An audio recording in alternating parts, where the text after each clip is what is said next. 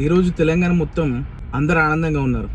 ఎందుకంటే ఈరోజు కేసీఆర్ గారు ప్రెస్ మీట్ పెట్టడం వల్ల బీఆర్ఎస్ కార్యకర్తలకి, అలాగే బీఆర్ఎస్ నాయకులకి, అలాగే తెలంగాణ సమాజానికి ఒక గొప్ప అనుభూతి, అలాగే ఆనందం.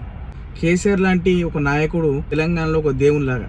ఎందుకంటే ఎవరైనా రాష్ట్రానికి ముఖ్యమంత్రి అవుతారు, కానీ శ్రీ కల్వకుంట్ల చంద్రశేఖరరావు గారు రాష్ట్రాన్ని తెచ్చి రాష్ట్రానికి ముఖ్యమంత్రి అయ్యాడు. ఉద్యమం అంటే తెలంగాణ, తెలంగాణ అంటే ఉద్యమం అనే ఒక పాఠాలు దేశాలకు గుణపాఠాలు చెప్పి ఒక గొప్ప వ్యక్తి చాలా రోజుల తర్వాత ఈరోజు తెలంగాణ భవన్కి వచ్చి ప్రెస్ మీట్ పెట్టడం జరిగింది.